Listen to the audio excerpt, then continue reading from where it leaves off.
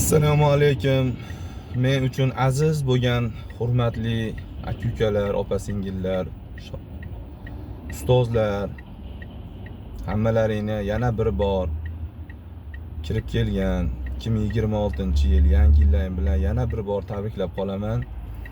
Hammalaringga 25-yilda ushalmagan orzularing 26-yilda ushalishini tilakdoshiman. Ustozimiz Kamol Rahmatovni hamma taniydi. Juda ko'p shogirdlari ham bor. Juda ko'p do'stlari, qadrdonlari. Shu ustozni ancha mazalari bo'lmadi. Mana hozir kecha kuni gaplashdim ustoz bilan, juda ham yaxshilar. Hammalaringdan shu ustozni duo qilishlarini so'rab qolaman. Ustozga Alloh shifo bersin. Ilohim yana sahnalarda bardavon torlar tushab, bardavon kuylashlikda Alloh nasib ro'za aylasin o'zi. Juda ham ko'p shogirdlari qo'shiqlarini aytadi ustozni. Yana yangi qo'shiqlar yaratib, yana shogirdlariga mana chiroyli qo'shiqlarini, shogirdlari kuylab yurishlarini Allohdan so'rab qolaman.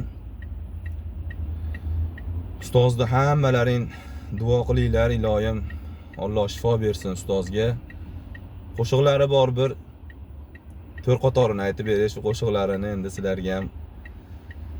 Sochlar belanganda g'amlar gardiga yetib yetolmasdan hayot qadriga.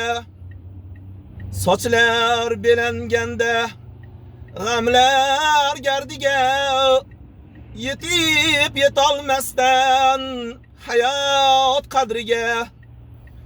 Na deb hayron bo'lmang qo'shiq dardiga.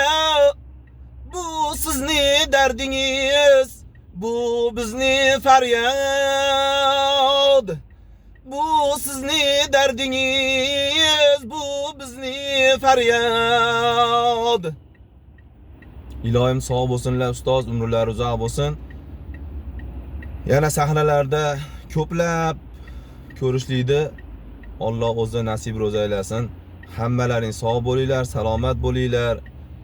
Oilalaring tinch bo'lsin. Yaxshi kunlarda, chiroyli holatlaringda hammalaring bilan ko'rishish Alloh nasib ro'za aylasin. Sog' bo'linglar.